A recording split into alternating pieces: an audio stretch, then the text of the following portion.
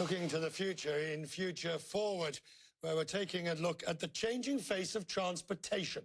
We're waiting for earnings from AVIS, which will happen after the bell.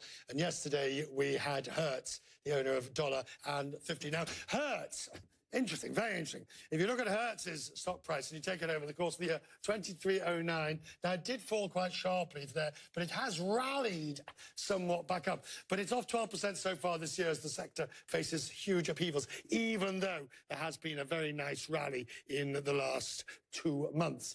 Now, everyone knows the auto industry is changing and millennials are driving that change. Unfortunately, when it comes to renting a car, well, I think you might agree, it's not often the easiest, perhaps even sometimes it's a miserable experience. For instance, these are just some of the bête noirs of it. First of all, constant upselling for better insurance, better this, better that. It'll only cost you an extra $9 for this, or $3 for that, or this. You get the idea. Then there are the post-rental inspections, where that little scratch that was just under the fender that you didn't notice now comes back to haunt you and your pocket. How anybody can be expected to understand the contract when it's given to you. It is pages long. In some cases, they just print out a long line of things, and you just have not really. Then, of course, there are the long lines as well that you get when you go into the various rental agencies. Incomprehensible language in the contracts is a major problem with them all. And finally, of course, I have yet to meet a gas-paid option that makes sense. Why can they not refill your gas tank for you? Now, as you'll hear, AVIS is well aware of all those bottlenecks and is trying to keep one step ahead by branching out. AVIS is getting into ride-sharing by letting Lyft and drivers rent an AVIS car through the Lyft app. AVIS manages Waymo's self-driving fleet. Waymo is part of Alphabet's Google's owner. And in 2012, AVIS, continuing its move, bought Zipcar, which offers no-fuss rentals by the hour. The Chief Innovation Officer of AVIS joined me to give and told me it's crucial to give people choice.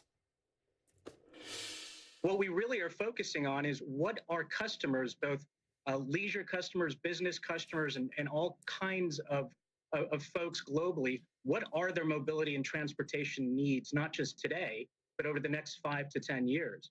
That's also why, for example, we took an early position working with Waymo and learning about autonomous vehicles and self-driving. We feel that it's not a matter of all of these models potentially happening. We feel it's a matter of these models will happen, and we want to be the ones who provide that kind of solution to you. Therefore, you end up with a situation where where AVIS, I mean, we traditionally think of it as a rental car company. And yet, if we talk about rental cars, the gripes about rental cars continue, don't they? And I know that's not necessarily your area, but as the innovation officer, looking at, for example, long lines, the difficulties, the timescales it takes to rent, the costs of renting, these are all things I know you've tried to reduce, but there are still many bottlenecks. Well, I actually see those as opportunities, Richard, and I'm glad that you raised that up. That's why we're investing so much into the user experience, so that we can not only digitize that experience, but also create more of a high-touch environment for our customers when they do come and check out our cars.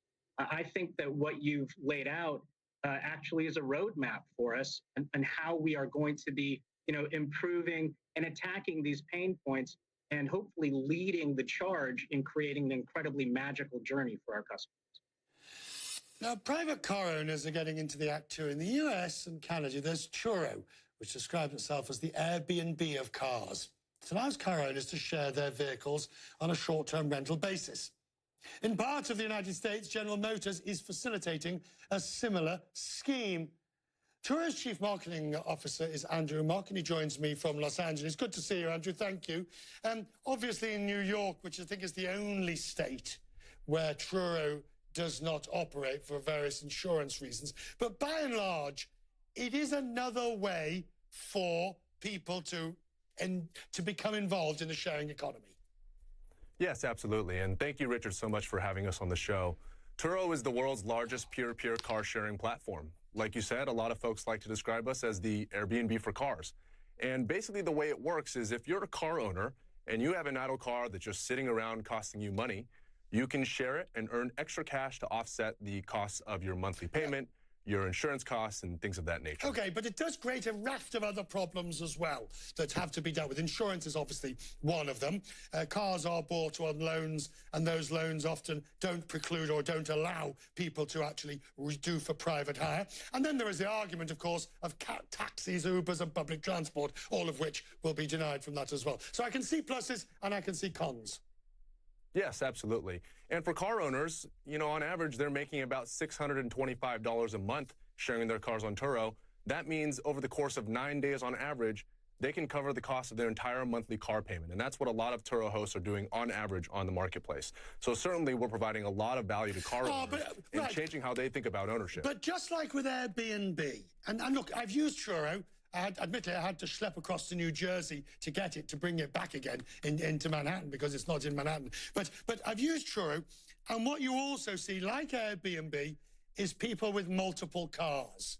That actually, this is almost car rental through the back door by a different name. This is not Aunt Maggie, who's just decided to rent out her old Ford Fiesta for a couple of hours on a Sunday afternoon. These are people with fleets of cars who are going through Turo. Well, that's actually a misconception. 95% of our hosts have fewer than 3 cars on the platform. So most of them are individuals who are sharing their cars and trying to offset the cost of car ownership. And in fact, you know, the enterprise that is peddling the message that you just mentioned is actually Enterprise Rent-A-Car, the largest car rental player in the industry. And instead of competing head-to-head on customer experience and reducing some of the points of friction, as you mentioned earlier on the show, they're trying to regulate Turo out of existence with their vast political connections and their huge political lobbying budgets. And as evidence will suggest, they won't succeed because the sharing economy is clearly here to stay. Look, don't get me wrong. I think what Turo does serves a valuable need at a time when, you know, motor vehicles can be extremely expensive to hire or rent. And it is part of a suite of options with Zipcar, car sharing, and all sorts of things. What do you need to tighten up on with Turo? What do you actually need to perfect? Well, I can tell you a little bit about the areas where we're focused on. The first one is continuing to make the experience as convenient as possible. Today, we're already a lot more convenient than the traditional rental car options because you can book on the app and get the car where and whenever you need it.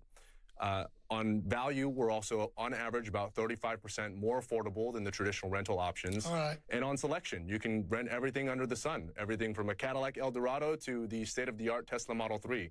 So those are the 3 areas where we're really focused, and we want to make sure that we improve the customer experience on each of those 3 levers. Good to see you, sir. Thank you. I appreciate you coming in today. Thank you.